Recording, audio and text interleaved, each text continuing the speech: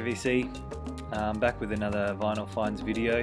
This is my second, and yeah, just got some cool things to show. I've been on a couple of digs recently with Fred, as well as a couple of my own, and some cool records in the mail too. So hopefully you see something that takes your interest or that you like. Thanks for watching. Okay, as I was saying before, Fred and I went on a bit of a dig. We went to a place called Mainly Jazz, which is a pokey little sort of old style record store in St Kilda, in the Port Phillip area. Fred, I don't think had ever been there before. I'd only been there once before, but only right on closing time. I got there really late, and so we haven't either of us had really sort of checked it out properly. It was a great little joint, dusty old joint, just filled with jazz records. And in that store, I picked up a couple of little beauties. I'll just show really quickly. I won't talk about them too much because we know these records. But I picked up Gary Burton Chick Corea Crystal Silence on ECM. That was a nice find. I was pretty happy to get that and add that to my ECM sort of stack. Another one which I grabbed was the Gary Burton Quintet with Eberhard Weber, the Ring, which looked intriguing. Pat Metheny, Gary Burton, Steve Swallow, yeah, and Eberhard Weber, who I really love. But that was another one I didn't have, so I was pretty rapt to grab that as well. And picked this one up. Love the cover. I think Calm showed this on one of his ECM videos not long ago, actually. Hello, Hotel Hello. Gary Burton, Steve Swallow. Another lovely ECM record. Now these are all $10 in the store, which I guess is pretty standard for ECM records, but these places that sell sort of cheap records are few and far between these days, so I was pretty rapt to pick those up. A couple of the other ones that we picked up there, another one on ECM, Julian Priest's Polarization, another very cool ECM record. I know Julian Priester was discussed a couple of weeks ago too on the VC, but not this record. Maybe it was the Love record or something. This one's quite different, less psychedelic, a bit more ECM style, as you may. One of the cool things about the store was that, oddly enough, on the shelves, you could find twos or threes of a lot of the records there. So for the one of the first times ever, Fred and I actually got to have a bit of a dig without having to covet each other's records, because we both bought a copy. One of those ones was this record here, Jacques Barraquel, Hotel. Now I was very surprised by this record. It doesn't look like much, but it is absolutely fantastic. One of these really great art pop 80s synth slash, I don't know, it's very weird, hard to describe record. Jacques Barraquel is a trumpet player, but he's a multi-instrumentalist. He's a composer, and he plays a lot of other instruments as well, but mainly known for the trumpet. This is from 1986 on the NATO Records label. Wonderful album. I mean, this is really lush and warm production, and really spacey. It's sort of it's got a couple of female vocalists in there. That one of them sings in Japanese, and there's another one that sings in French, I think. Yeah, lovely record. Really surprisingly engaging and really cleverly made. Great compositions. Awesome stuff. Check this out if you get a chance. But the find of the day for me was this record here. Now, I probably wouldn't have picked it up. Well, actually, who knows? But Fred found it on the shelves, and obviously he's already got a copy, so he passed it over to me, and which I'm so grateful for. Thanks, buddy. This is a knockout record. I'll show you here. Now for $10, I found this record, Danny Zeitlin, Expansion. Fantastic stuff. Danny Zeitlin was a pianist from Chicago in the throughout the late '60s, early '70s. Well, actually, throughout the whole '60s, really, and it was in the early '70s that he's decided to change his direction with his music. Hence the title Expansion. This marks the sort of the beginning of the chapter where he sort of branches out and does some stuff on electric keyboards and Hammonds and Rhodes and Moogs and synthesizers and stuff, which is what this album sort of symbolizes. I mean, check out some of this photography here. You can see what we're talking about. Just some serious gear right there. But this album's phenomenal. It's a fusiony record. It's a real mashup of sounds, really jam packed with wonderful stuff. Really exciting, engaging jazz music. Very happy to have this. 1973. What more can I say about it?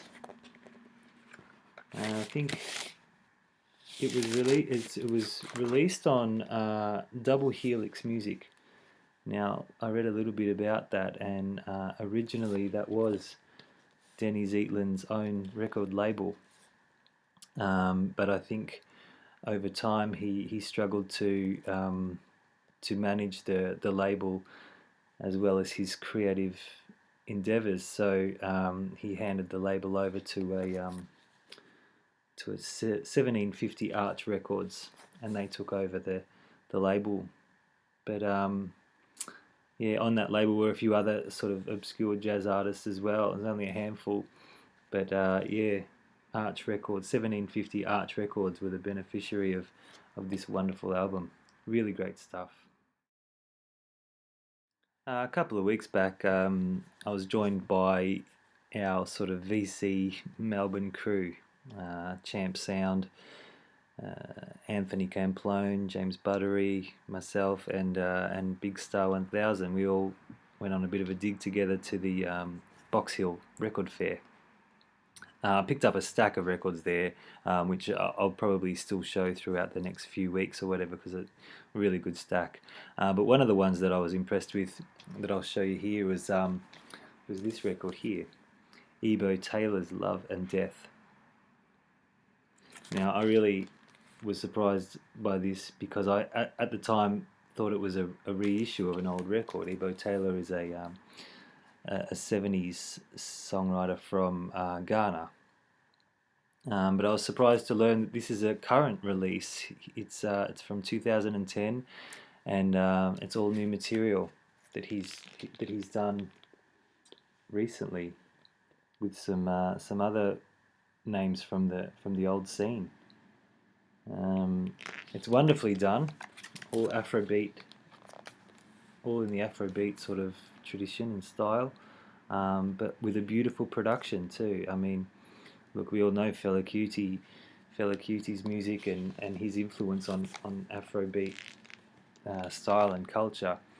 But Ebo Taylor really has something cool to offer, and fans of that kind of music will find something that they like on this record or any of the other Ebo Taylor records. Really, really nice. I'm glad to have this.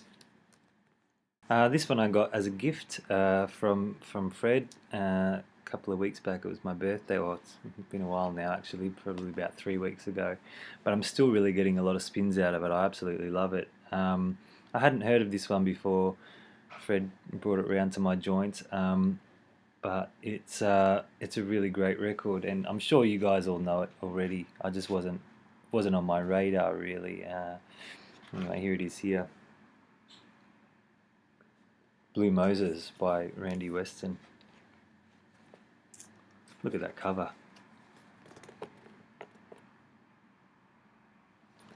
It's just a sensational album. CTI. Yeah, beautiful album. Big band sound, big band jazz, but really done in an experimental way, sort of in a really creative way. I mean, you've got some great players on here. Freddie Hubbard, Grover Washington Jr., Hubert Laws. I think Airto Moreira plays on here as well. Yep. Um, who else is on here? Ron Carter, Bill Cobham. Yeah, great lineup, great music. Although I'm sure you already know this one already, but yeah, it's a classic. The next record I'm going to talk about is by an artist who I hold in very high regard. He's best known for his support role in early bands like the Boys Next Door and the Birthday Party, and followed Nick Cave on to the Bad Seeds as well.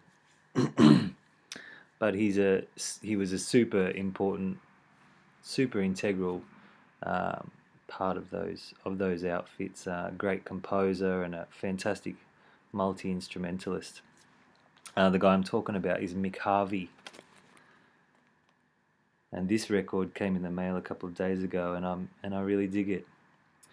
Now, it's a double record, uh, not a compilation, but two records sort of merged into one and released last year.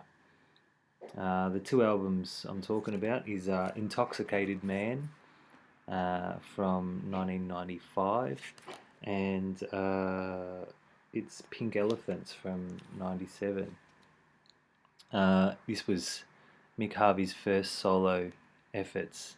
Intoxicated Man was his first solo effort.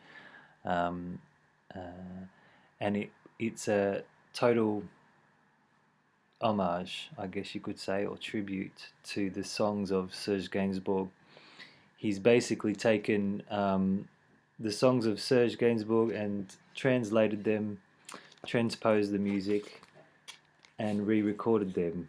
You know, singing them and playing them with a few musicians. Nick Cave's former girlfriend Anita Lane sings the female vocals on this record as well. It's really quite an interesting take on Gainsbourg's music.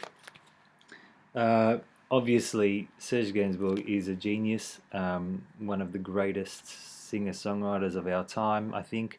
So very hard to compare.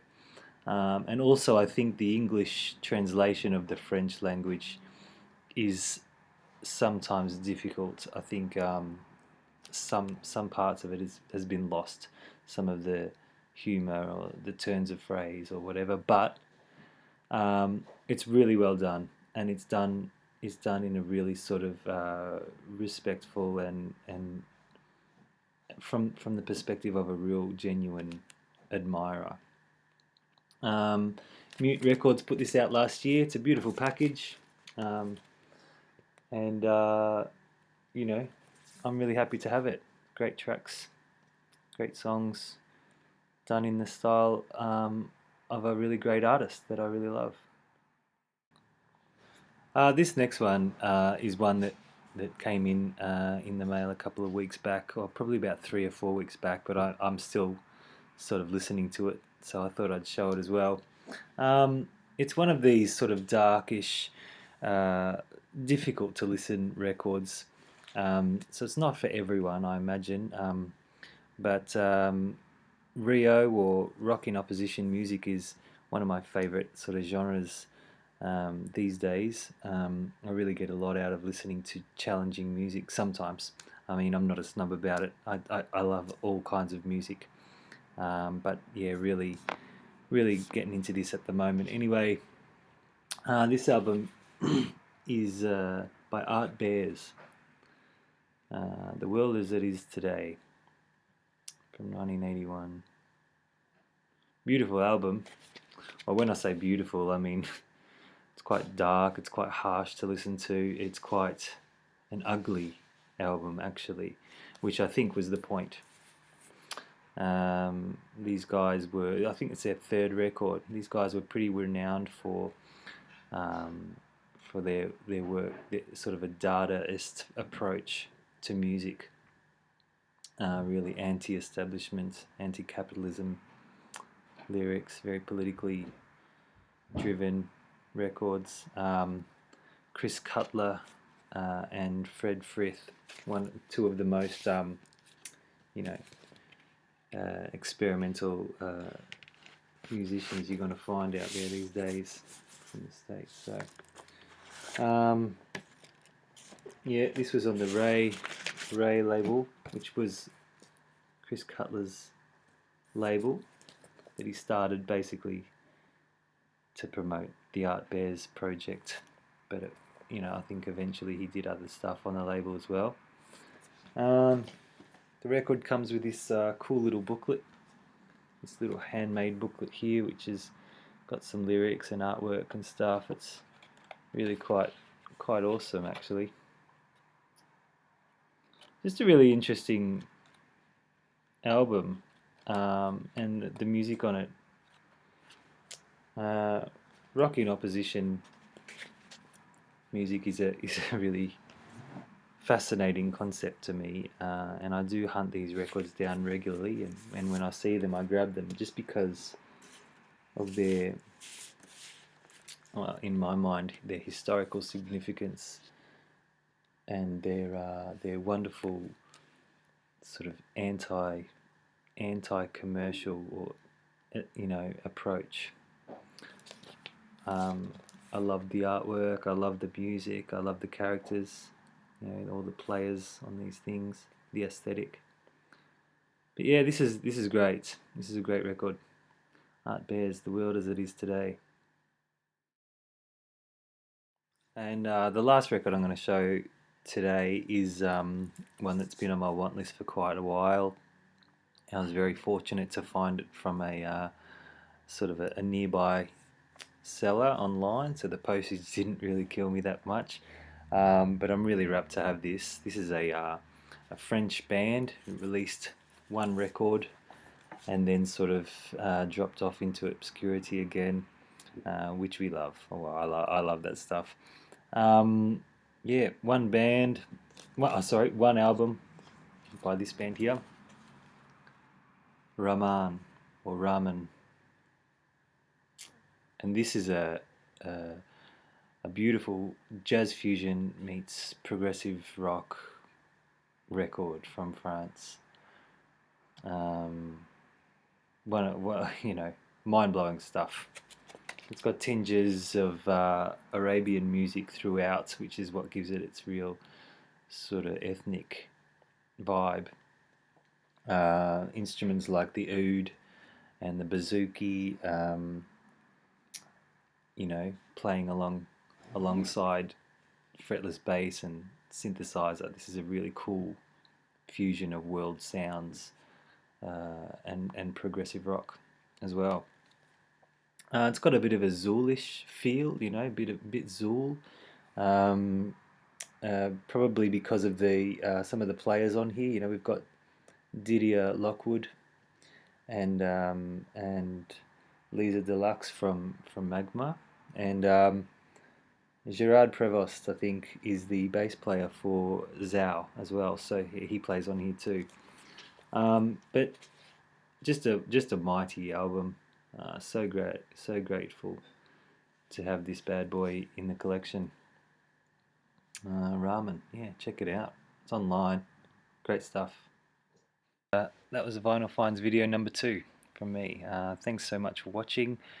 Leave some comments. I hope you found something that you really dig, or that you find interesting, or that you already have already. But yeah, I love interacting. So yeah, leave some comments, and thanks heaps for watching. Cheers.